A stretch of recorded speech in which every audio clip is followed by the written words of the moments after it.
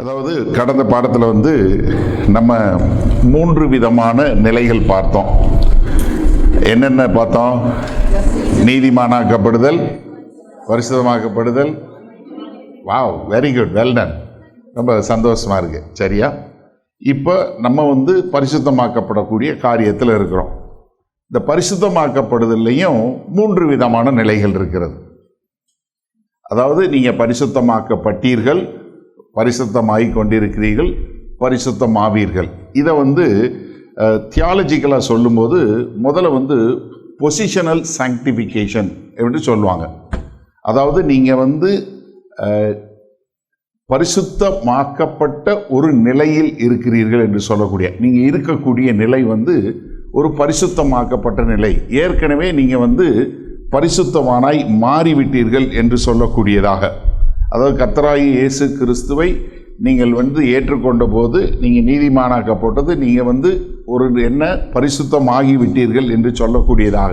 1 கொரிந்தியர் 6வது அதிகாரம் 11வது வசனம் வாசிக்கணும். 10வது வசனம் வாசிச்சுட்டு நீங்கள் வாசிங்களேன். 1 கொரிந்தியர் 6வது அதிகாரம். திருடரும் பொருளாசைக்காரரும் வெறியரும் உதாசீனரும் கொள்ளைக்காரரும் தேவனுடைய ராஜ்யத்தை சுதந்தரிப்பதில்லை. உங்களில் சிலர் இப்படிப்பட்டவர்களாய் இருந்தீர்கள். மெதுவா. இப்ப என்னன்னா, முதல்ல எப்படி இருந்தீங்கிறத 9வது 10வது வசனம் சொல்றாரு. எப்படி? நீங்க பூரா அன்ஃபிட். நீங்க எல்லாருமே எப்படி இருந்தேன்? பொருளாசைக்காரன், திருடன், இப்படிப்பட்டவங்களா இருந்தீங்க. ஆனா என்ன, இப்பொழுது நீங்க என்ன பண்ணப்பட்டீங்க? ஆயினும் நீங்கள் கர்த்தராகிய இயேசுவின் நாமத்தினாலும் நமது தேவனுடைய ஆவியினாலும் கழுவப்பட்டீர்கள், பரிசுத்தமாக்கப்பட்டீர்கள். என்ன? Past tense.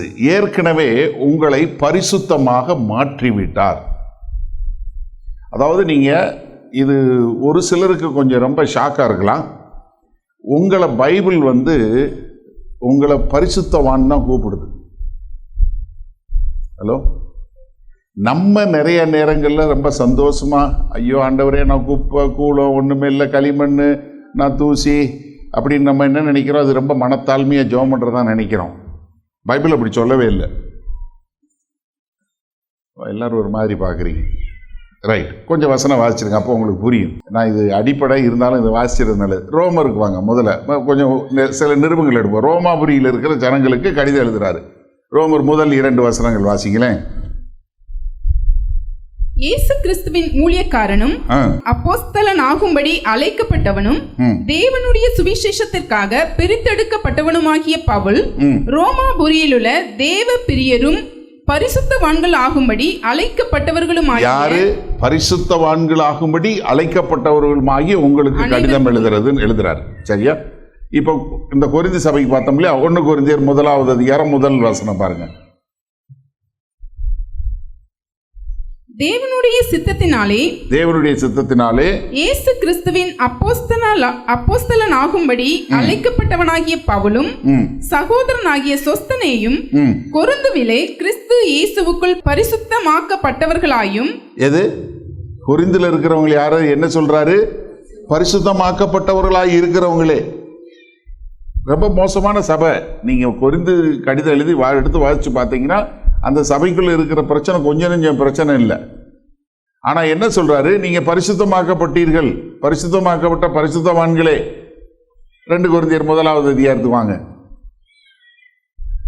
அதுல முதல் 2 வசனங்கள் வாசிங்க. தேவனுடைய சித்தத்தினாலே இயேசு கிறிஸ்துவின் அப்போஸ்தலனாகிய பவுலும் சகோதரனாகிய தீமோத்தேயும் கொரிந்து பட்டணத்தில் உள்ள தேவனுடைய சபைக்கும் அகாயா நாடெங்கும் உள்ள எல்லா பரிசுத்தவான்களுக்கும் எழுதுகிறதாவது. யாருக்கு? அதாவது நம்ம ரோமாபுரி ரோமன் கேத்தலிக் சர்ச் என்று சொல்லக்கூடிய இந்த சபையில் பரிசுத்தவான்ங்கிறதுக்கு வேற டெஃபினிஷன் கொடுத்ததுனால, செயின்ட்ஸுங்கிறது வேற கொடுத்ததுனால, நமக்கு இப்போ உங்களை பார்த்து, பக்கத்தில் இருக்கவங்களை பார்த்து இவங்க செயின்ட்னு சொன்னால் நமக்கு சிரிப்பு வருது. ஆனால் பைபிள் அப்படித்தான் சொல்லுது. தேவன் உங்களை அப்படித்தான் பார்க்குறாரு. உங்களை செயின்ட், உங்களை பரிசுத்தவான் தான் சொல்றாரு. ஏன்னா இது முதல்ல நமக்கு நம்ம எப்படி இதை ஏற்றுக்கொண்டோம், எப்படி இந்த மாதிரி ஒரு நிலைமை வந்ததுன்னா, இந்த ரோமன் கேத்தலிக் சர்ச் தான் முதல் ஒன்றிணைக்கப்பட்ட சபை. அதாவது ரோமன் கேத்தலிக் சர்ச்னா என்னன்னு அர்த்தம் தெரியலையா? ரோமாபுரியினுடைய ஒன்றிணைக்கப்பட்ட திருச்சபை. கேத்தலிக்னா ஒன்றிணைக்கப்பட்ட, இல்லை யூனிவர்சல், அதுதான் அர்த்தம். அது மதம் கிடையாது. இந்த நிறைய பேர் நாங்கள் பெந்தகாசுமாங்க, அதுவும் ஒன்றும் கிடையாது. பெந்தகாசுனா 50வது நாள் அர்த்தம், அவ்வளோதான். இதில் எல்லாம் ஒன்றும் நீங்கள் பெரிய ஆவிக்குரிய அர்த்தம் இருக்கலாம் நினைக்காதீங்க. ஏன்னா அந்த சைடு அவங்க அப்படி நினைக்கிறாங்க, உடனே நம்ம ஆளுங்க இந்த பக்கத்தில் எடுத்துகிட்டு நாங்கள் பெந்தகோஸ்தே இல்லை, ஒன்றும் கிடையாது. நீ பெந்தகோஸ்தேனா என்ன சொல்கிற? நான் 50வது நாள் ஆளுங்கிறேன். ஹலோ, ஏன்னா நிறைய பேர் கேட்பாங்க, நீங்கள் பெந்தகோஸ்தியா? இல்லை, நான் கிறிஸ்தவன். ஆமாம், அதான் என் அடையாளம். அப்போ என்னென்னா அவங்க என்ன பண்ணாங்க, இது எப்படி AD 300 சபையெல்லாம் கான்ஸ்டன்டினோபிள் சபையெல்லாம் ஒன்றிணைக்கப்பட்ட ரோமாபுரியினுடைய திருச்சபையின் கீழே ஒரே சபையாக மாறும்போது அவங்க என்ன பண்ணாங்க, ஒரு பரிசுத்தவான்னு ஒருத்தருக்கு டைட்டில் கொடுக்கறது என்னென்ன வைக்கணும்னு சொல்லி சில விதிமுறைகளை வைத்து அவங்கள பரிசுத்தவான்னு அழைச்சாங்க. உடனே நம்ம என்ன பண்ணிட்டோம், அவர் பரிசுத்தவான், நான் யாரு? பாவி. இன்னும் அப்படித்தான் நம்ம ஜெபமே, பாதி பேரோட ஜெபமே அப்படித்தான் இருக்கு. ஆனால் என்ன ஆண்டவர் என்ன சொல்றாரு? செயின்ட் தான் சொல்றாரு. கொரிந்து சபையில் உள்ளவங்களே செயின்ட் தான் சொல்றாரு. கொலோசியர் 1வது அதிகாரம், பிலிப்பியர், கொலோசியர், எல்லாத்துலயும் பாத்தீங்கன்னா நீ வாசிச்சிரு, கொலோசியர் மட்டும் வாசிச்சிருமா. தேவனுடைய சித்தத்தினாலே இயேசு கிறிஸ்துவின் அப்போஸ்தலனாகிய பவுலும் சகோதரனாகிய தீமோத்தேயும் கொலோசை பட்டணத்தில் கிறிஸ்துவுக்குள் பரிசுத்தவான்களும் விசுவாசிகளுமாய் இருக்கிற. திரும்ப திரும்ப சொல்றது பரிசுத்தவான் தான். பைபிள் கூப்பிடுறது பரிசுத்தவான் தான் கூப்பிடுது. இப்ப நம்ம என்ன போட்டுக்கலாம்னா, அவங்க பக்கத்தில் இருக்கவங்கள பார்த்து மிஸ்டர் செயின்ட் சோன்சோன்னு சொல்லலாம். ஆமா, ஏன்னா நம்ம என்னன்னா செயின்ட் அகஸ்டின் செயின்ட் இதுன்னு சொல்றதுனால நம்ம என்ன பண்ண பார்க்குறோம், நம்ம அப்படி இல்லைன்னே. பரிசுத்த லூக்கா சொல்லுவோம், பரிசுத்த பவுல் சொல்லுவோம், பரிசுத்த ஆபிரகாம்னா ஐயோ, பரிசுத்த ஜோசப்னா இல்லை. அது எப்படி நம்ம கர்த்தர் அப்படிதான் பார்க்கிறாரு. எப்படி 1 கொரிந்தியர் 6வது அதிகாரத்தில் 9, 10வது வசனங்களை சொல்லும்போது நீங்க யாருமே எதற்குமே தகுதி இல்லாத உங்களை என்ன பண்ணாரு, அவர் எடுத்தாரு. கர்த்தராகிய இயேசு கிறிஸ்துவின் ரத்தத்தினால கழுவப்பட்டீங்க.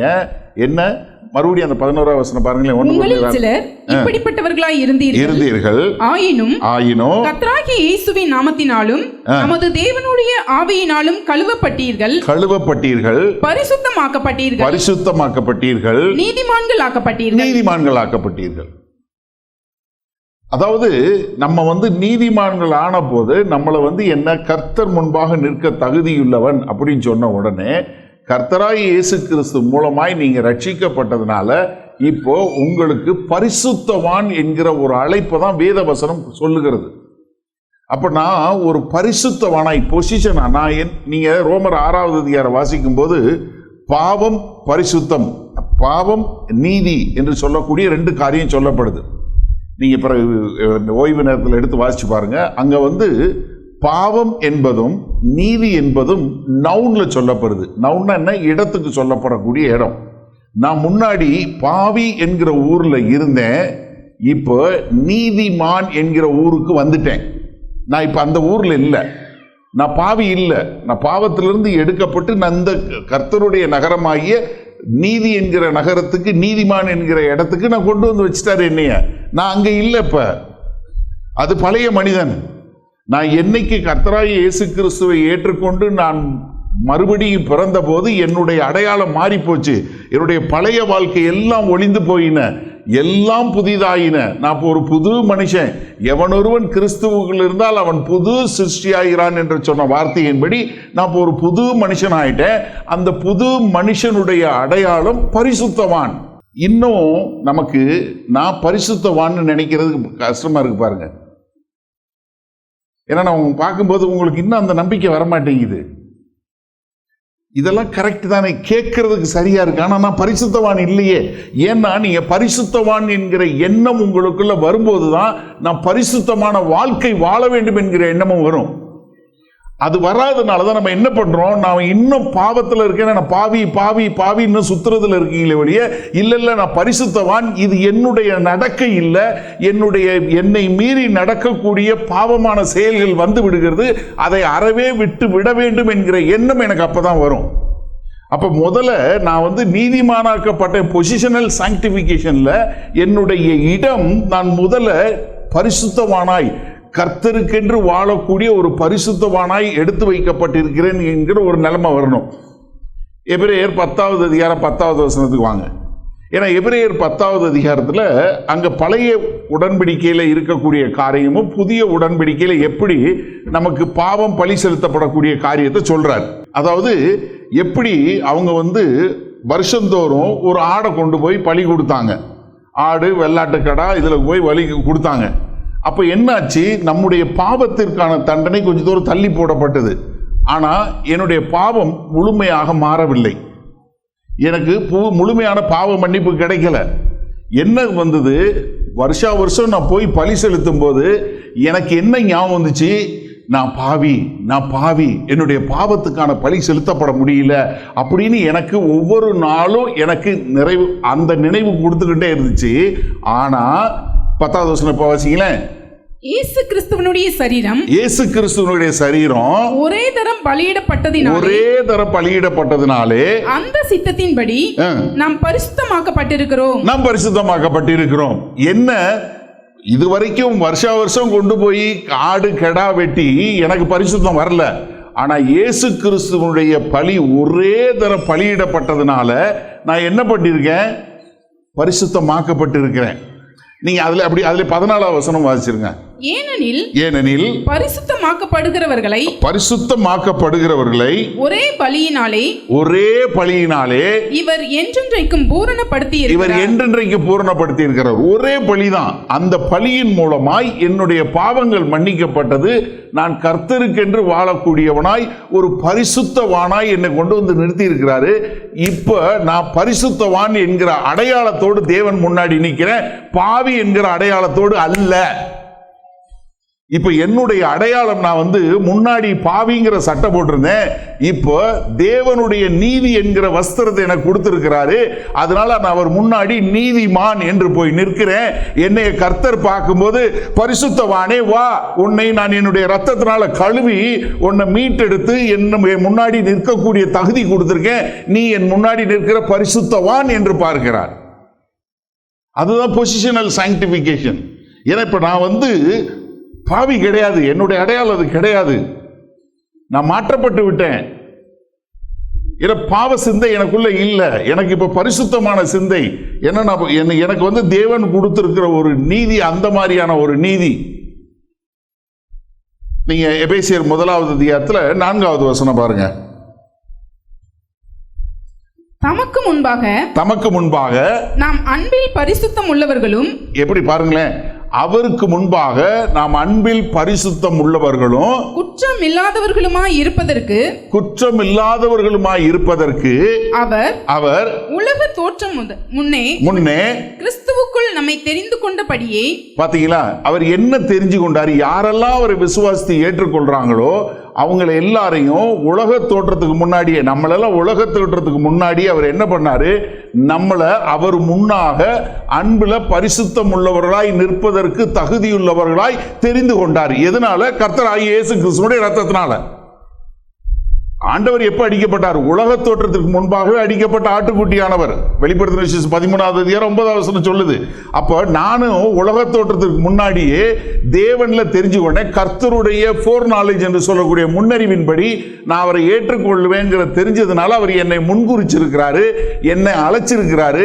கர்த்தராகிய இயேசு கிறிஸ்து ரத்தத்தினால கழுவி அவர் முன்னாடி நான் பரிசுத்தம் உள்ளவனாய் நிற்பதற்கு என்னை தகுதியுள்ளவனாக மாற்றி இருக்கிறார். அல்லேலூயா. கொஞ்சம் பேருக்கு வந்துருச்சு, இன்னும் மீதி பேர் இன்னும் கொஞ்சம் 2-3 வசனம் சொன்னாதான் உங்களுக்கு இன்னும் வரும். கொலோசியருக்கு வாங்க. கொலோசியர் 1வது அதிகாரம் வாங்க, 13வது 14வது வசனம் பாருங்க. இருளின் அதிகாரத்தினின்று நம்மை விடுதலையாக்கி. முதல்ல இங்க பாருங்க, முதல்ல எங்க இருந்தீங்க? இருளில் இருந்தீங்க. சாத்தானுக்கு கீழே அந்தகாரத்தின் பிள்ளைகளாய், கீழ்ப்படியாமையின் பிள்ளைகளாய், இருளின் பிள்ளைகளா இருந்தீங்க. சரியா? மறுபடியும் வாசிமாத. இருளின் அதிகாரத்தினின்று நம்மை விடுதலையாக்கி, இருளின் அதிகாரத்திலிருந்து உங்களை விடுதலை பண்ணி, தமது அன்பின் குமாரனுடைய, அவருடைய அன்பின் குமாரனாகிய கிறிஸ்துவினுடைய ராஜ்யத்திற்கு உட்படுத்தினவருமாய் இருக்கிற இப்ப என்ன பண்ணிட்டாரு, அங்கிருந்து எடுத்து கிறிஸ்துவினுடைய ராஜ்யத்துக்கு உங்களை வெளிச்சத்தின் பிள்ளைகளை கொண்டு வந்த தேவனுக்கு ஸ்தோத்திரம். அவருக்குள் அவருடைய இரத்தத்தினாலே பாவ மன்னிப்பாகிய மீட்பு நமக்கு உண்டாயிருக்கிறது. இப்ப என்ன, நம்முடைய பாவங்கள் மன்னிக்கப்பட்டு நம்ம அவர் முன்னாடி நிற்பதற்குரிய ஒரு தகுதி நமக்கு கொடுத்திருக்கிறாரு. நம்மளை இருளின் அதிகாரத்திலிருந்து, சாத்தானுடைய அதிகாரத்திலிருந்து, பாவத்தினுடைய அதிகாரத்திலிருந்து மீட்டெடுத்து அவருடைய ராஜ்யத்துக்குள்ள கொண்டு வந்துட்டாரு. இப்ப நான் சாத்தானுடைய ராஜ்யத்தில் இல்ல, நான் கர்த்தருடைய அதிகாரத்தில் இருக்கிறேன். நான் முன்னாடி இருளின் ராஜ்யத்தில் இருந்தேன், இப்ப நான் அந்த ராஜ்யத்தில் இல்ல, நான் இப்ப வெளிச்சத்தின் ராஜ்யத்தில் இருக்கிறேன். இருள் என்னை மேற்கொள்ளவே கொள்ளாது, ஏன்னா நான் வெளிச்சத்தில் இருக்கிறேன். இந்த வெளிச்சத்துக்குள்ள நீங்க 10 டன் இருட்டை கொண்டு வந்து போடுங்க, என்ன ஆகும்? ஓடி போயிடும், நிக்க முடியாது. வெளிச்சத்துக்கு முன்னாடி இருள் நிக்கவே முடியாது. எப்ப கர்த்தருடைய வெளிச்சம் உங்க மேல விழுந்துச்சோ அப்பவே நீங்க வெளிச்சத்தின் பிள்ளைகளா மாறிட்டீங்க. இருளின் அதிகாரம் உங்க மேல இல்ல, உங்க மேல வெளிச்சம் விழுந்துருச்சு. அந்த வெளிச்சம் நீ பரிசுத்தவான் என்கிற அடையாளத்தை கொடுக்குது, என் முன்னாடி நிற்க தகுதியுள்ளவன் கொடுக்குது. என்னை உங்களை கொண்டு வந்து என் முன்னாடி நின்று மகனே மகளே என்று சொல்லக்கூடிய ஒரு காரியத்தை கொடுக்குது. முன்னாடி நான் ஓடி ஒளிஞ்சுக்கிட்டு இருந்தேன், பயந்தவனா இருந்தேன், இப்ப இல்லை. ஏன்னா நான் தேவனுடைய ராஜ்யத்துக்குள்ள வந்துட்டேன். இப்போ நீங்களும் நானும் பொசிஷனலா நம்ம என்ன, பரிசுத்தவான் என்கிற அடையாளம் நமக்கு முதலே வந்துருச்சு. இப்ப இது வந்தாதான் உங்களுக்கு நான் எப்படி ஒவ்வொரு நாளும் பரிசுத்தமாக முடியுங்கிற எண்ணம் வரும். இல்லாத வரைக்கும் என்ன வாழ்க்கை பிரதர், நான் என்னத்தை சொல்லுவேன், என்னத்தை சொல்றது, போகுது வாழ்க்கை. எப்படி இருக்கிறீங்க அண்டர் த சர்க்கம்ஸ்டன்சஸ்? எப்படி நீ எதுக்கு அண்டர் த சர்க்கம்ஸ்டன்சஸ்ல இருக்க? ஏன்னா முதல்ல நம்ம யாருன்னு நமக்கு தெரியணும். ஏன்னா ஆண்டவர் முன் குறிக்கிறார், நம்மளை எல்லாரையும் முன் குறிச்சு தெரிஞ்செடுத்து வைக்கிறார். பவுல் சொல்லும்போது என்ன சொல்றாரு, அப்போஸ்தலர் 9வது அதிகாரம் 15வது வசனம் சொல்லும்போது என்ன சொல்றாரு, நான் தெரிந்து கொண்ட பாத்திரம், நான் அவனை தெரிஞ்சு கொண்டிருக்கேன். என்னைக்கு கர்த்தரை ஏற்றுக்கொண்ட உடனே ஆண்டவர் சொல்றாரு, நான் இவனை தெரிஞ்சு கொண்டேன், இவனுக்குன்னு ஒரு அழைப்பை வச்சிருக்கிறேன், இவன் எனக்குன்னு போய் எல்லாருக்கும் முன்னாடி நிற்க போறான், முன்னாடி எல்லாரும் முன்னாடி பாடுபட போறான், அதற்காக நான் இவனை தெரிஞ்சு கொண்டேன்னு சொல்லக்கூடிய ஒரு காரியம். அப்போஸ்தலர் 20வது அதிகாரத்தில் 32வது வசனம் வாசிச்சிருக்கேன். ஏன்னா இப்போ எபேசு சபை மூப்பர்களை கூப்பிட்டு அங்க அப்போஸ்தலர் பவுல் பேசக்கூடிய காரியம் பாருங்க. இப்பொழுதும் சகோதரரே நீங்கள் பக்தி விருத்தி அடையவும் பரிசுத்தமாக்கப்பட்ட அனைவருக்குள்ளும் உங்களுக்கு சுதந்திரத்தை கொடுக்கவும் வல்லவராய் இருக்கிற தேவனுக்கும் அவருடைய கிருபையுள்ள வசனத்துக்கும் உங்களை ஒப்பு கொடுக்கிறேன். எதுக்காக உங்களை அழைச்சிருக்காரு, எதுக்கு ஒப்பு கொடுக்கிறாரு? நீங்க ஏற்கனவே பரிசுத்தமாக்கப்பட்ட அனைவருக்குள்ளும், வெளியே இல்லை. அப்போ நீங்க யாருன்னா, முதலாவது பொசிஷனலா நீங்க ஒரு இடத்துல உங்களை எங்க கொண்டு வந்து வைக்கிறாரு, நீ பரிசுத்தவான் என்று கொண்டு வச்சிடறாரு. இப்போ இந்த பாதி பேருக்கு நம்ம இவ்வளவு கேட்டாலும் அதெல்லாம் நல்லா தான் இருக்கு, நான் இப்படி இல்லைன்னு தோணுது பார்த்தீங்களா? அவங்களுக்கு தான் என்ன வரணும், ஆன்கோயிங் சாங்டிஃபிகேஷன் என்று சொல்லக்கூடிய ஒரு காரியம். அது என்னன்னா ப்ராக்ரெசிவ் சாங்டிஃபிகேஷன். இப்போ இதை நான் அந்த பொசிஷனல் சாங்டிஃபிகேஷன் இன்னொரு ஒரு ஒரு நல்ல உதாரணம் சொல்லிட்டேன்னா உங்களுக்கு ஈஸியாக புரிஞ்சிடும். அது மட்டும் சொல்லிட்டு நான் அடுத்ததுக்கு போகிறேன். இப்போ நீங்கள் ஒரு ஒன்றுமே இல்லாத ஒரு குடும்பத்தில் பிறந்து ரொம்ப கஷ்டப்பட்டு வந்துக்கிட்டு இருக்க ஒரு ஆளாக இருக்கிறீங்க வச்சுக்கிறோம், சரியா? ஒரு ராஜா வர்றார். ராஜா உங்களை பார்க்குறார். பார்த்துட்டு, எப்பா நீ உன்னைய நான் என் பிள்ளையா தத்து எடுத்துக்கிறேன். எப்படி? நான் உன்னைய என் பிள்ளையா தத்து எடுத்துக்கிறேன், எனக்கு பிள்ளை இல்லை, அதனால நீ என் பிள்ளையா வந்துருன்னு சொல்லி உங்களை ராஜ்யத்துக்கு கூட்டு போயிடுறார். கூட்டு போய் இன்னையிலேருந்து உன் பேர் ஒரு பேர் சொல்லி, இதுதான் உன் பேருன்னு சொல்லிடுறார். ஜோசப்னு சொல்லிடுவோம். இன்னையிலேருந்து உன் பேர் ஜோசப்பு, நீ வந்து என்னுடைய பிள்ளைன்னு சொல்லி கொண்டு போய் அரண்மனையில் வச்சிடுறாரு. இப்போ அவனை கூப்பிட்டு உன் பேர் என்ன, நீ யாருன்னு கேட்டால் என்ன சொல்லுவான்? என் பேர் ஜோசப்பு, நான் ராஜா வீட்டு பிள்ளைன்னு சொல்லுவானா? இல்லை, நான் வந்து ஒன்றும் இல்லாமல் அந்த வீட்டில் இருந்தேன், அப்படி இருந்தேன், நான் அப்படிப்பட்டவன் சொல்லுவானா? ஹலோ, இப்போ நீங்கள் முதல்ல சாத்தானுக்கு கீழே இருந்தீங்க, இருளின் அதிகாரத்தில் இருந்தீங்க, சரியா? உங்களை அங்கேருந்து கூப்பிட்டு கொண்டு வந்து ஒரு நீதியின் சால்வையை தரித்து என் பிள்ளைன்னு உட்கார வச்சுட்டாரு. இப்போ உங்களை கூப்பிட்டு நீங்கள் ஆண்டவரோட பிள்ளைன்னு சொல்லுவீங்களா, இல்லை சாத்தான் பிள்ளைன்னு சொல்லுவீங்களா? இப்போ புரியுதா எங்கே இருக்கிறீங்கன்னு? அப்போ முதல்ல உங்களுடைய எண்ணங்கள்ல என்ன வரணும்னா, நான் பாவத்துக்கு அடிமை இல்லை, நான் பாவத்தினுடைய அதிகாரத்தில் இல்லை, நான் இருளின் அதிகாரத்தில் இல்லை, நான் தேவனுடைய ஆளுகைக்கு கீழே இருக்கிறேன், தேவனுடைய ராஜ்யத்தில் இருக்கிறேன். நான் பாவங்கிற ஊரை விட்டுட்டு இப்போ பரிசுத்தங்கிற நகரத்துக்கு வந்துட்டேன். அங்கே எங்கள் அப்பா பரிசுத்த தேவன், பரிசுத்தத்துக்கு பரிசுத்தம் அவர் தான், அவருடைய பிள்ளையா அவருடைய வெளிச்சத்தில் நான் இருக்கிறேன் அப்படிங்கிற ஒரு எண்ணம் வந்துச்சுனாலே நீங்கள் பரிசுத்தத்தை நோக்கி போயிடுவீங்க. அப்போ முதலாவது என்னன்னா, உங்களை எடுத்து பரிசுத்தவான் என்கிற ஒரு அடையாளத்தை கொடுத்துட்றாரு. இப்போ பரிசுத்தவான் அடையாளம் கொடுத்தாலும் பிரச்சனை என்னன்னா, இந்த சரீரம் கூடவே இருக்கு, இந்த பாவ சரீரம் கூடவே இருக்கு. இதுதான் பிரச்சனை. அதுக்கு தான் நம்ம ஒவ்வொரு நாளும் ப்ராக்ரெசிவ் சாங்டிஃபிகேஷன் என்று சொல்லக்கூடியதாக ஒவ்வொரு நாளும் நான் பரிசுத்த நோக்கி போய்கொண்டே இருக்கணும். இது யார் செய்யணும்? நான் செய்யணும். இதை நான் செஞ்சது தான். அதாவது முதல் ஒரு முறை அவர் கொண்டு வந்து வச்சிடுறாரு. இப்போ நான் அந்த வெளிச்சத்துக்கு கீழே ஒவ்வொரு நாளும் இந்த சரீர பாவத்தை மேற்கொண்டு நான் என்ன பண்ணணும்? ஒரு பரிசுத்தவானுக்காய் முழுமையாய் போக வேண்டும். அப்போ என்ன, ஒரு நிலைமையிலிருந்து அடுத்த நிலைக்கு போகக்கூடியது. 2 கொரிந்தியர் 3வது அதிகாரம் 18வது வசனம் பாருங்க. நாம் எல்லோரும் திறந்த முகமாய் கர்த்தருடைய மகிமையை கண்ணாடியிலே காண்கிறது போல கண்டு ஆவியாய் இருக்கிற கர்த்தரால் அந்த சாயலாகத்தானே மகிமையின் மேல் மகிமை அடைந்து மறுரூபப்படுகிறோம். அப்ப என்னன்னா, ஒரு நிலைமையிலிருந்து அடுத்த நிலைக்கு போகக்கூடிய ஒரு காரியம். ஒரு நிலைமையிலிருந்து, அதாவது நீங்க வந்து பரிசுத்தத்துல ஒரு நிலைமையிலிருந்து அடுத்த நிலைக்கு போகக்கூடிய மகிமையின் மேல் மகிமை, பரிசுத்தத்தின் மேல் பரிசுத்தம் என்று சொல்லக்கூடிய ஒரு காரியத்தில் நம்ம வரக்கூடியவங்களா இருக்கிறோம். இது என்னன்னா, கர்த்தர் எனக்குள்ள தொடங்குறாரு, அவர் முடிக்க வல்லவராக இருக்கிறாரு. ஆனா நான் என் ரட்சிப்பு நிறைவடைய நான் பிரயாசப்படுறேன். நீங்க பிலிப்பியர் 1வது அதிகாரத்தில் பார்த்தீங்கன்னா 6வது வசனத்தில் என்ன சொல்றாரு?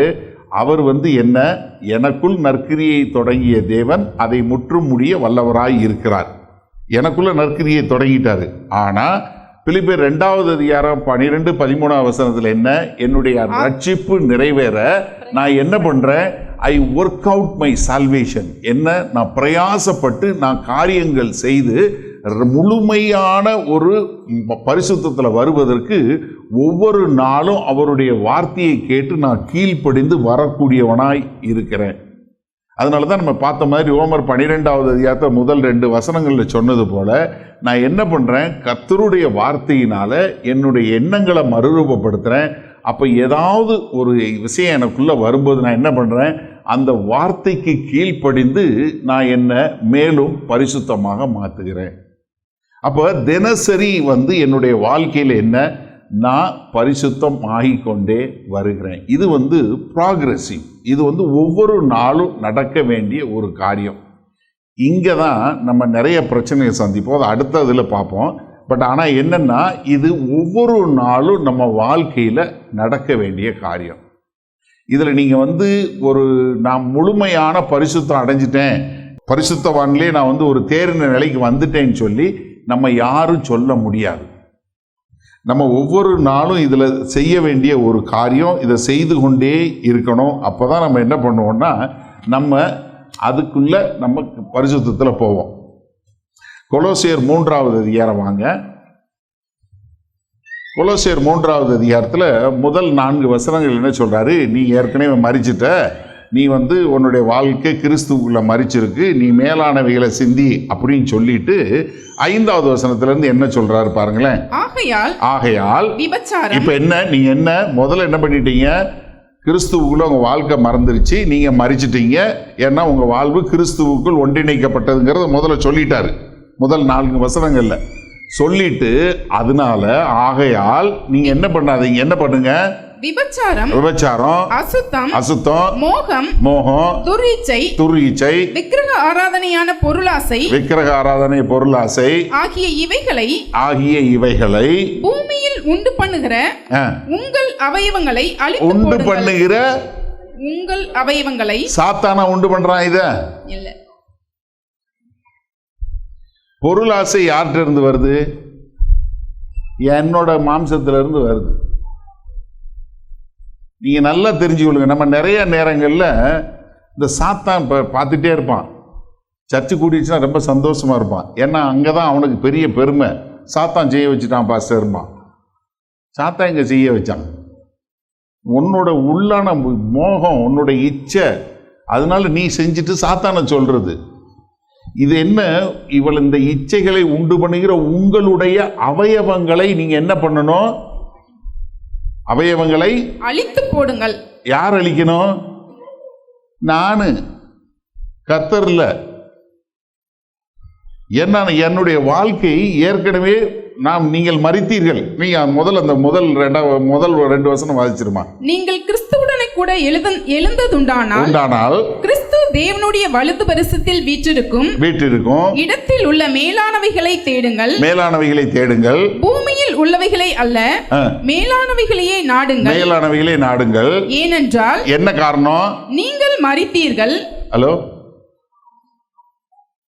நீங்கள் மரித்தீர்கள், உங்கள் ஜீவன் கிறிஸ்துவுடனே தேவனுக்குள் மறைந்திருக்கிறது. என்ன, நீங்க மரிச்சிட்டீங்க, ஆனா அந்த அவயவம் மரிக்கல. பழைய மனுஷன் மரிச்சுட்டான், ஆனா அந்த புது மனுஷன் இந்த சரீரத்தில் இருக்கிறான். அதனாலதான் இந்த போராட்டம். அப்ப நான் என்ன பண்ணணும்னா, நான் ஒவ்வொரு நாளும் கர்த்தருடைய வார்த்தையை கேட்டு நான் மாறக்கூடியவனாக இருக்கணும். அப்பதான் நான் வந்து இந்த இதுல மாற முடியும். நான் காலையில பேதுருவை பத்தி சொன்னேன்ல, சில காரியம் பேதுருவோட வாழ்க்கையில பேதுரு எப்படி முன்னேறினான்னு பார்ப்போம். ஏன்னா நிறைய பவுலை பத்தி பார்த்துருக்கோம், பேதுருவை குறித்து பார்ப்போம். சரியா? மத்தேயு 16வது அதிகாரத்துல பேதுரு வந்து சொல்றாரு, எல்லாரும் யாரு என்னன்னு கேட்குறாங்க. இப்போ இயேசு கிறிஸ்து கேட்குறாரு, நான் யாருன்னு கேட்குறாரு, மக்கள் என்ன சொல்கிறாங்கன்னு.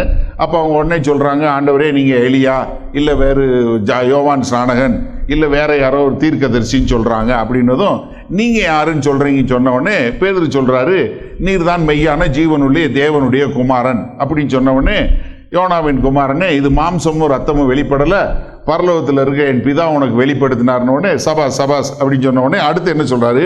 21வது வசனத்துல இருந்து பாருங்களேன். அது முதல் இயேசு தாம் எருசலேமுக்கு போய் மூப்பராலும் பிரதான ஆசாரியராலும் வேதபாரகராலும் பல பாடுகள் பட்டு கொலையுண்டு 3ஆம் நாளில் எழுந்திருக்க வேண்டும் என்பதை தம்முடைய சீஷர்களுக்கு சொல்லத் தொடங்கினார். அப்பொழுது பேதுரு அவரை தனியே அழைத்து கொண்டு போய், நல்லா கவனிங்க, இப்ப எல்லாரும் முன்னாடி இயேசு சொல்றாரு. யாரு? இயேசு கிறிஸ்து சொல்லிட்டு இருக்காரு. பேதுரு தனியே அழைத்து கொண்டு போய் ஆண்டவரே, இது கூடாது. எப்படி? பேதுருக்கு இப்ப எங்க இருந்து வந்துச்சு வெளிப்பாடு? பரலோகத்துல இருந்து வந்துச்சு. மாம்சமும் ரத்தம் வெளிப்படல, பரலோகத்துல இருந்து வந்துச்சு. ஒரு நிமிஷம், அடுத்த நிமிஷம் தேவனுடைய திட்டத்தை சொன்ன உடனே தனியா சட்டையை பிடிச்சு இழுத்துட்டு போய், நானோ, நம்ம டிரான்ஸ்லேஷன் அதுதான், நானோ, அதெல்லாம் போகக்கூடாது. அதுக்கு ஆண்டவர் என்ன சொல்றாரு பாருங்களேன்.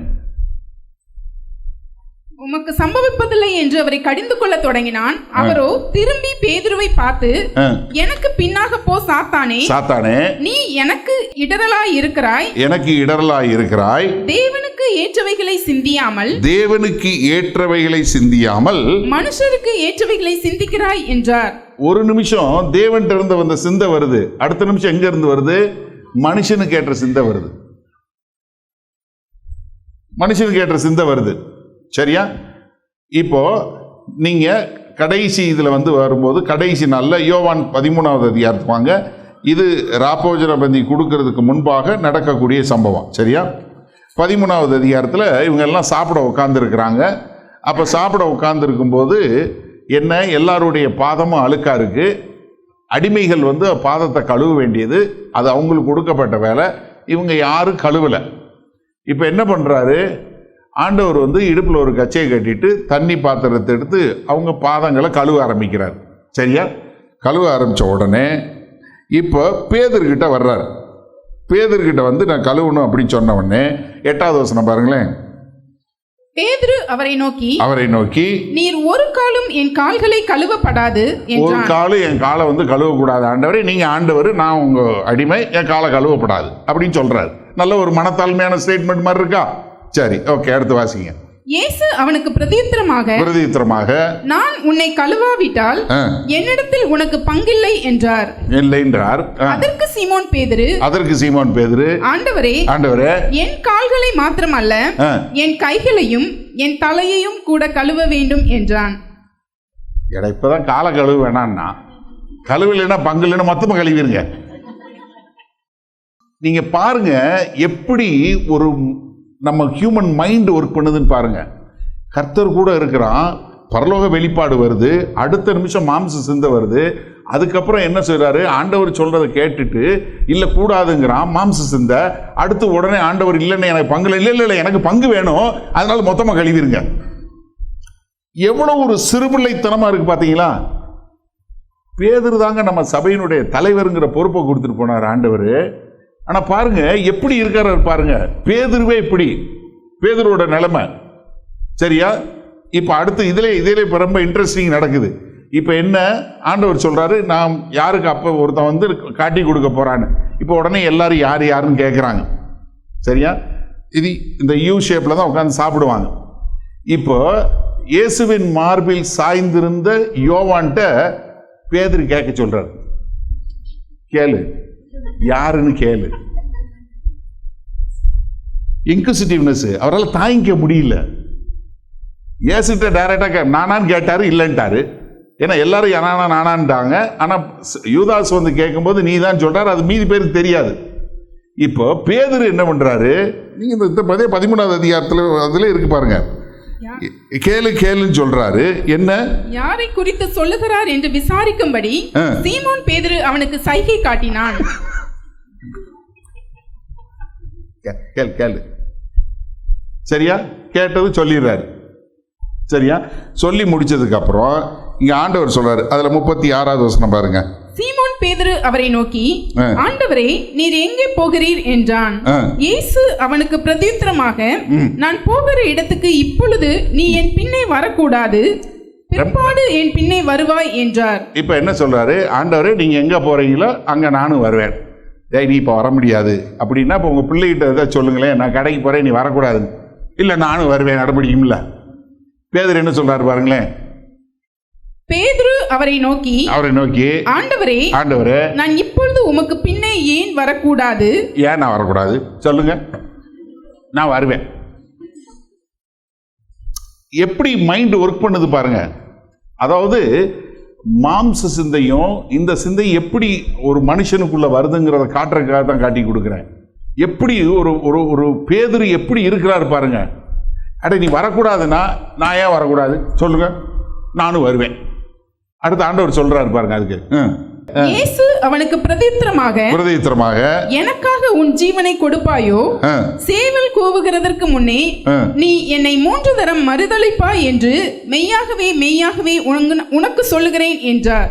இப்ப ஆண்டவர் சொல்லிட்டாரா, நீ சேவல் கூவுறதுக்கு முன்னாடி 3 முறை. இது எங்க, மேல் வீட்டு அறையில சாப்பிடும்போது, ராப்போஜனம் பத்தி சாப்பிடும்போது.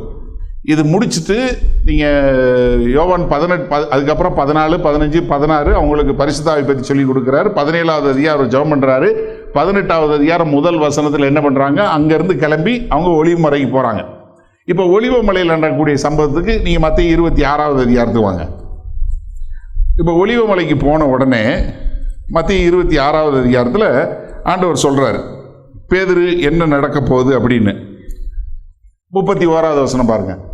மத்தேயு 26:31. அப்பொழுது இயேசு அவர்களை நோக்கி மேய்ப்பனை வெட்டுவேன், மந்தையின் ஆடுகள் சிதறடிக்கப்படும் என்று எழுதியிருக்கிறபடி இந்த ராத்திரியிலே நீங்கள் எல்லாரும் என் நிமித்தம் இடறல் அடைவீர்கள்.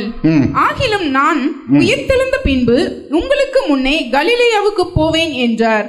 கர்த்தர் ரொம்ப தெளிவா சொல்றாரு. எப்பா எழுதி இருக்கிறபடி சகரியா தீர்க்கதரிசி தீர்க்கமா சொல்லியிருக்காரு. சகரியா 13:7 சொல்லி இருக்கிறாரு, மெய்ப்பனை வெட்டுவேன், ஆடுகள் சிதறண்டு போகும் சொன்ன பிரகாரம் இன்னைக்கு என்னைய இது பண்ண போறாங்க, நீங்க எல்லாம் ஓடி போயிடுவீங்க.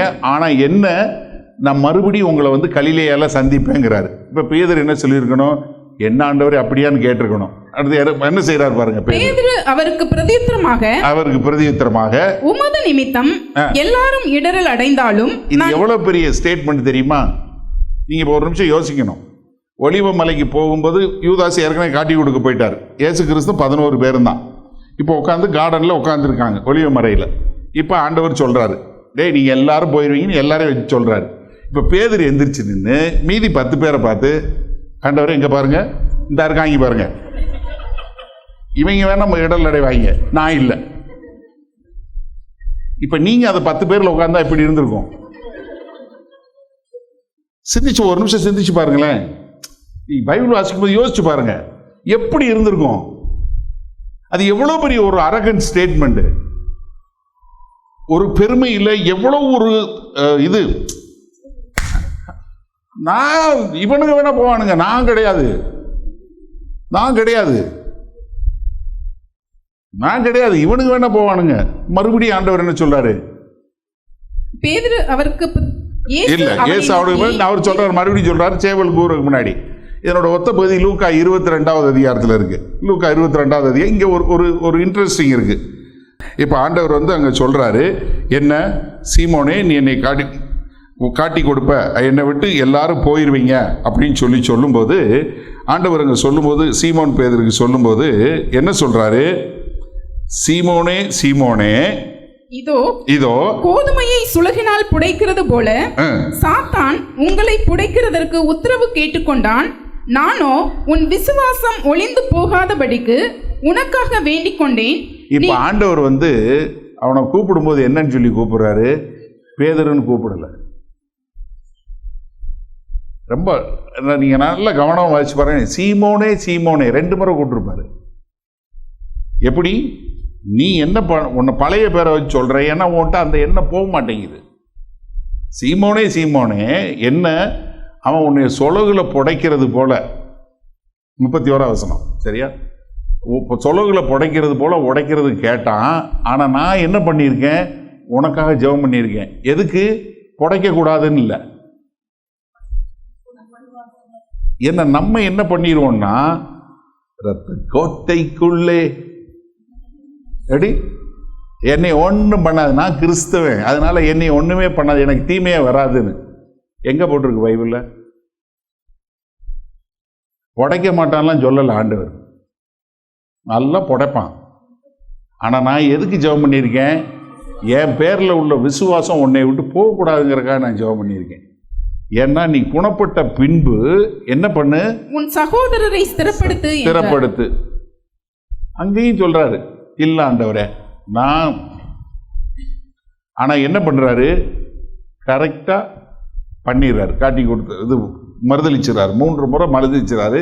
சேவல் கூது. இப்ப 61வது வசனம் வாசிமா. அப்பொழுது கர்த்தர் திரும்பி பேதுருவை நோக்கி பார்த்தார். இது ஒரு பயங்கரமான சீன். பேதுரு 3 தடவை மறுதளிக்கிறார். மறுதளிச்சு முடிஞ்ச உடனே கர்த்தர் அப்படி ஐ டு ஐ கான்டாக்ட் வைக்கிறார். சொன்னேன்ல, பார்வையிலே நம்ம சில நேரத்தில் பார்வையில கன்வே, சகோதரிகள் அழகா கன்வே பண்ணுவாங்க. சரி அப்பவே நமக்கு தெரியும், ஒன்றும் வாயிலிருந்து வார்த்தையெல்லாம் தேவையில்லை. கண்ணை உருட்டும் போதே இன்னைக்கு இருக்கு வா. ஆனா இந்த பேதுரு அதற்கு பின்பாக கற்றுக்கொண்டாரா? அதான் முக்கியமான பாடம். இப்படி இருந்தார்ல இந்த பேதுரு, கற்றுக்கொண்டாரு. ஏன்னா அதுக்கப்புறம் என்ன பண்றாரு பாருங்க. அந்த அடுத்த வசனம் வாசிமா. பேதுருவை பார்த்தாரு, பார்த்த உடனே சேவல் கூவுகிறதற்கு முன்னே நீ என்னை 3 தரம் மறுதலிப்பாய் என்று கர்த்தர் தன்னிடத்தில் சொன்ன வசனத்தை உடனே பேதுரு நினைவு கூர்ந்து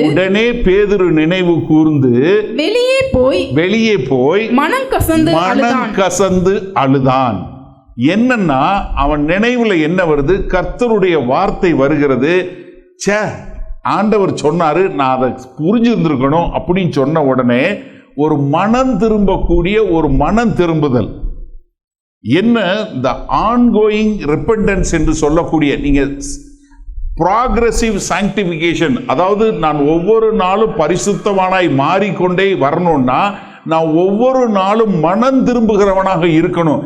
தேவனுடைய வார்த்தை எப்பொழுதெல்லாம் எனக்கு இதுல வருதோ, நான் அந்த வார்த்தை கேட்டால் போல் வாழவில்லை என்ற உடனே நான் மனம் திரும்ப வேண்டும் என்கிற எண்ணம் வந்து நீங்க மனம் திரும்பினா தான், அந்த மனம் திரும்புதலுக்கு நீங்க மனம் கசந்து அழுது, ஆண்டவரே இந்த பாவத்திலிருந்து எனக்கு விடுதலை வேணும்னு சொல்லி கேட்கும் போதுதான் என்ன வரும்?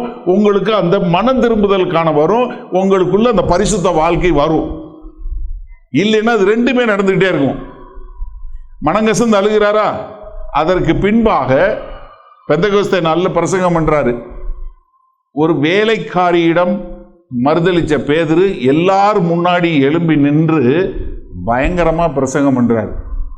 ஏறக்குறைய 3000 பேர் ரட்சிக்கப்படுறாங்க. அதை காட்டிலும் அப்போஸ்தலர் 5வது அதிகாரத்துக்கு வாங்க. இப்ப இவ்வளவு கஷ்டப்பட்ட பேதுரு, இவ்வளவு சொன்ன பேதுரு என்ன ஆகிறாரு பாருங்க. அப்போஸ்தலர் 5வது அதிகாரத்தில் இங்கே அவங்கள கூப்பிட்டு கண்டிக்கிறாங்க. கண்டிச்சு என்ன, இயேசு கிறிஸ்து நாமத்தினால பிரசங்கம் பண்ணக்கூடாதுன்னு சொல்றாங்க. அடிச்சு 40வது வசனம் பாருங்க.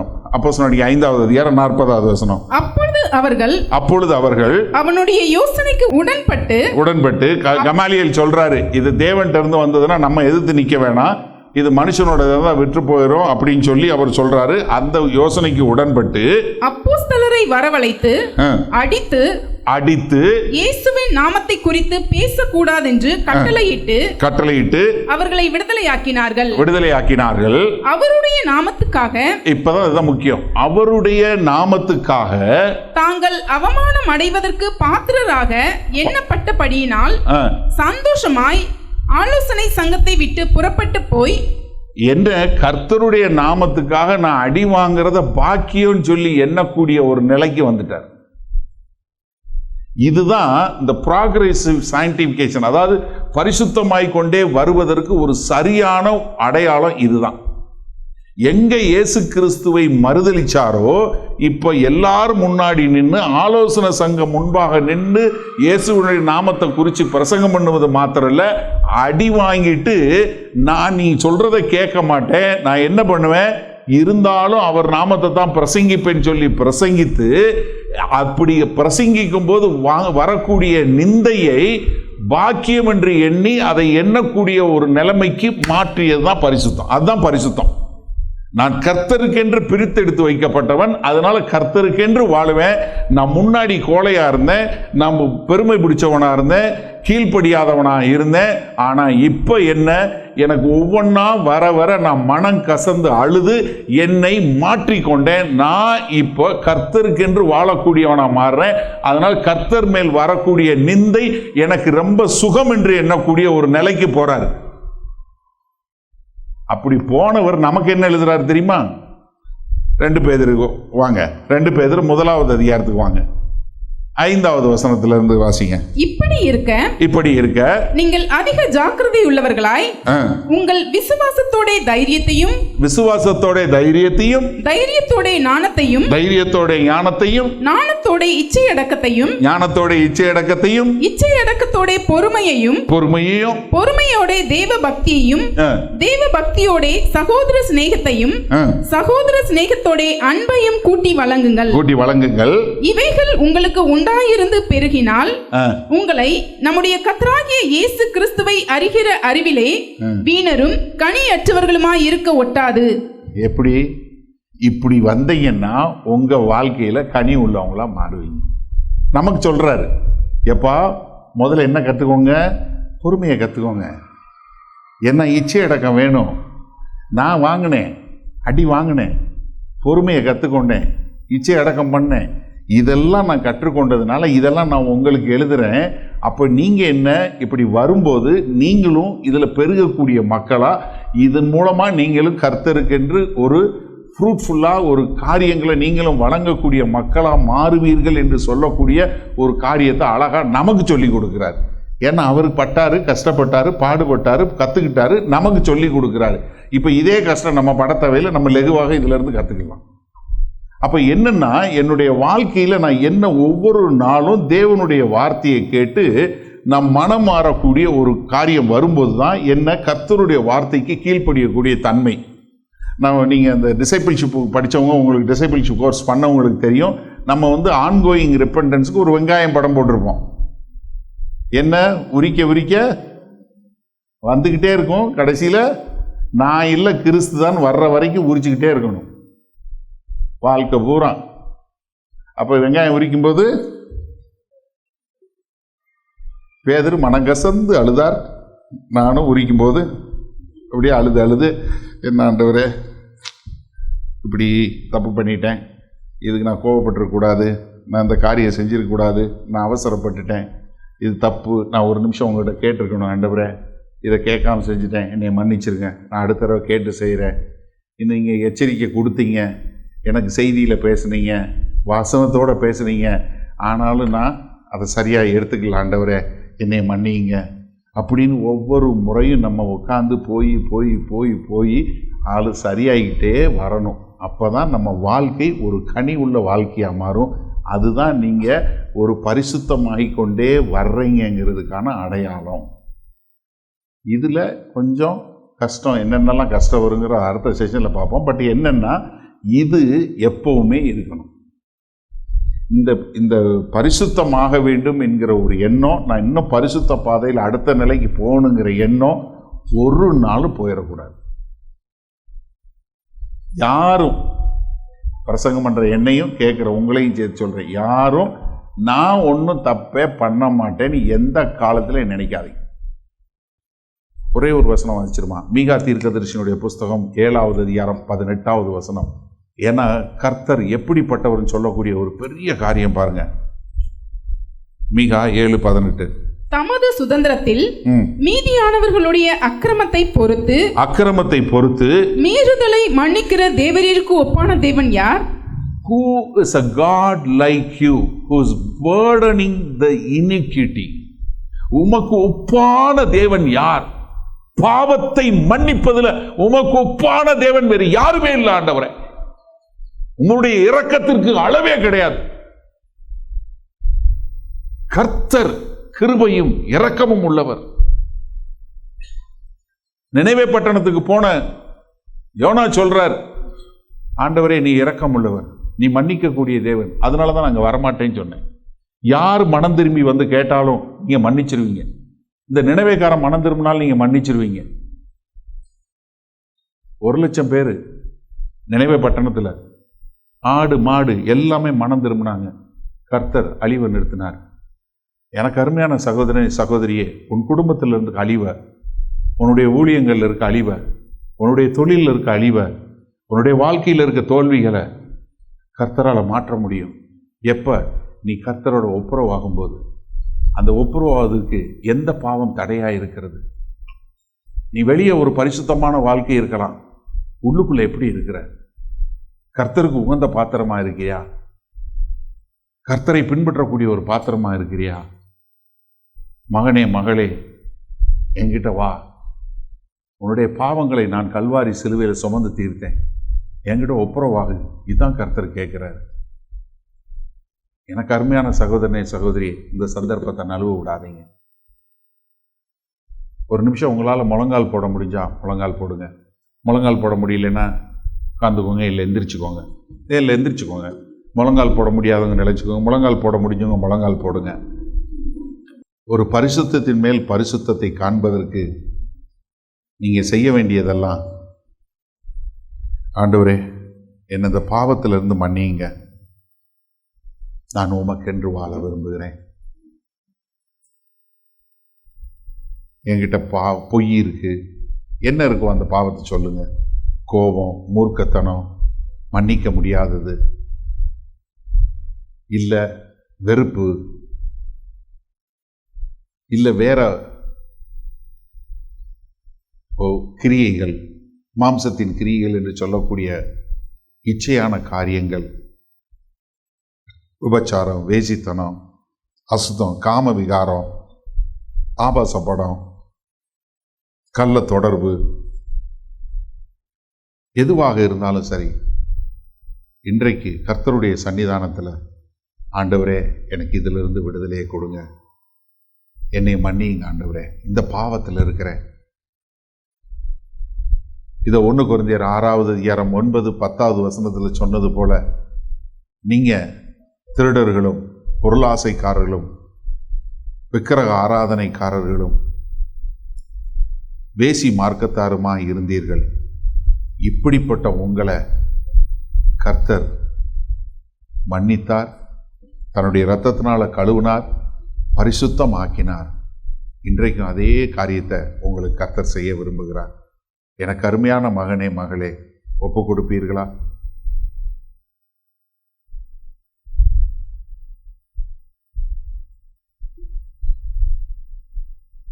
தாவீது சொன்னாரே, ஆண்டவரே உமக்கு ஒருவருக்கு விரோதமாகவே நான் பாவம் செய்தேன். பத்சேபாளுக்கு எதிராக இல்லை, உரையாக்கு எதிராக இல்லை, உமக்கு விரோதமாக. யோசேப்பை பாத்திபாருடைய மனைவி வந்து கூப்பிடும்போது யோசேப்பு சொன்னாரே, நான் தேவனுக்கு எதிராக எப்படி பாவம் செய்ய முடியும்? நாம் செய்கிற எல்லா பாவமும் தேவனுக்கு எதிரான பாவம். இந்த உணர்வுள்ள இருதயத்தோட கர்த்தர்ட்ட கேட்போமா? ஆண்டவரே, இதோ தங்களுடைய பாவங்களை அறிக்கை செய்கிற ஒவ்வொரு உள்ளத்தையும் நீங்கள் அறிஞ்சிருக்கீங்க. ஆண்டவரே, இதோ உமக்கென்று வாழ வேண்டும். இந்த கேம்புக்கு வந்ததே நான் உமக்கென்று வாழ வேண்டும், உமக்குன்னு பிரயோஜனப்படணும்னு தானே ஆண்டவரே. ஆனால் சில காரியங்கள் என்ன பின்ன இழுக்குது ஆண்டவரே. நான் வேண்டான்னு செய்கிற காரியங்களை நான் திரும்ப திரும்ப செய்கிறேன் ஆண்டவரே. என்னை மன்னிங்க ஆண்டவரே. நான் அதை வெறுத்து ஆண்டவரே உமக்கென்று வாழக்கூடியவனாய் வாழ்வதற்கு ஒரு பரிசுத்த ஆவியின் அபிஷேகத்தை எனக்கு கொடுங்க ஆண்டவரே. என்னை மாற்றுங்கள் ஆண்டவரே. எனக்கு இந்த வாழ்க்கை வேண்டாம் ஆண்டவரே, இப்படி ஒரு கொடிய வாழ்க்கை. ஆமாம் ஆண்டவரே, நான் வேஷம் தரித்தவனாய், ஒரு கபடதாரியாய், ஒரு மாயக்காரியாய் வாழ விரும்பல ஆண்டவரே. இன்றைக்கு எனக்கும் உமக்கும் உள்ள இடைவெளி போகட்டும் ஆண்டவரே. நான் நீங்கள் பாவத்தை மன்னிப்பதில் உமக்கு ஒப்பான தேவன் ஒருவருமே இல்லை ஆண்டவரே. என்னுடைய சுயத்தை நம்பி இல்லை ஆண்டவரே. கர்த்தராகிய இயேசு கிறிஸ்துவுடைய கல்வாரி ரத்தத்தை நம்பி நான் உம்மிடத்துல வருகிறேன் ஆண்டவரே. என்னை சுத்தமாய் கழுவும் ஆண்டவரே. ஆமாண்டவரே, பரிசுத்த ஆவியின் மூலமாய் ஆண்டவரே என்னுடைய பாவங்களெல்லாம் மன்னிக்கப்பட்டது என்கிற நிச்சயத்தை கொடுக்கக்கூடிய ஒரு அபிஷேகத்தை எனக்கு கொடுக்க வேண்டுமாய் வேண்டுகிறேன் ஆண்டவரே. அப்படிப்பட்ட ஒரு கிருபை இங்கே உண்டாகட்டும் ஆண்டவரே. பிதாவே, இதோ இங்கே இருக்கிற எனக்கு அருமையான சகோதர சகோதரி ஒவ்வொருவருக்காய் நான் ஜெபிக்கிறேன் ஆண்டவரே. யாரெல்லாம் ஆண்டவரே என்னென்ன பாவங்களில் ரகசியமான பாவங்கள் என்று சொல்லக்கூடியதாய் ஒருவருக்கும் தெரியாது என்று எண்ணிக்கொண்டு ஆண்டவரே எந்தெந்த பாவங்களில் இருக்காங்களோ அதிலெல்லாம் இருந்து இன்றைக்கு ஒரு மன்னிப்பு உண்டாகட்டும் ஆண்டவரே. அந்த பாவ மன்னிப்பு நிச்சயம் உண்டாகட்டும் ஆண்டவரே. இந்த பாவ கட்டுகளிலிருந்து விடுதலை உண்டாகட்டும் ஆண்டவரே. எல்லா பாவ கட்டுகளும் சங்கிலிகளும் இயேசு கிறிஸ்து நாமத்தினாலே முறிக்கப்படுவதாக. ஆம் ஆண்டவரே, பாவ மன்னிப்பினுடைய நிச்சயம் இவர்களுக்கு உண்டாகட்டும் ஆண்டவரே. சந்தோஷம், சமாதானம் இவர்களை ஆளக்கூடியதான ஒரு ஆனந்த தைலத்தினுடைய அபிஷேகம் இவர்களுக்கு உண்டாகட்டும் என்று மீட்பெரும் இரட்சகருமாகிய இயேசு கிறிஸ்துவின் மூலம் ஜெபிக்கிறோம் ஜீவனுள்ள வல்ல பிதாவே. ஆமேன், ஆமேன். உங்களில் யாருக்காவது ஜெப தேவைகள் இருக்குமானால் நீங்கள் உங்களுடைய வீடுகளில் உங்கள் கதவை பூட்டி நீங்கள் ஆண்டவரை நோக்கி ஜெபம் பண்ணுங்கள். உங்களுடைய எல்லா விதமான பலவீனங்களை குறித்து தெரிந்து வைத்திருக்கிற தேவன், எப்போதும் ஜீவனுள்ள தேவன், உங்களுடைய ஜெபங்களை கேட்டு உங்களுக்கு பதில் கொடுப்பார். நீங்கள் வேற ஒரு ஆள்கிட்ட போகணும், வேற ஒருத்தவங்கிட்ட போய் ஜெபத்துக்கு போகணும்னு அவசியம் இல்லை. நீங்கள் ஜெபம் பண்ண ஆண்டவராகிய இயேசு கிறிஸ்துவை ஏற்றுக்கொண்ட எல்லாரும் பிதாவாகிய தேவன்கிட்ட ஜெபம் பண்ணால் அந்த ஜெபத்தை கேட்டு பதில் கொடுக்கக்கூடிய அன்புள்ள பரமபிதா தான் நமக்கு இருக்கிறாரு. அதனால் தைரியமாக நீங்கள் ஜெபம் பண்ணுங்க. அதே சமயத்தில் இன்னொரு காரியமும் நாங்கள் சொல்கிறோம், எங்களுக்காய் ஜெபம் பண்ணுங்க. ஏன்னா வேத வசனத்தில் அதான் சொல்லியிருக்கு. நீங்கள் எந்த ஊழியக்காரரையும் ஜெபம் பண்ண போங்கன்னு சொல்லலை, ஆனால் ஊழியக்காரருக்காக ஜெபம் பண்ண சொல்லியிருக்கு. நாங்கள் தைரியமாக தேவனுடைய வார்த்தை இன்னும் அதிகமாக பிரசங்கிக்க எங்களுக்காய் நீங்கள் ஜெபிக்கும்படி கேண்டிக் கொள்கிறேன். ஆமேன்.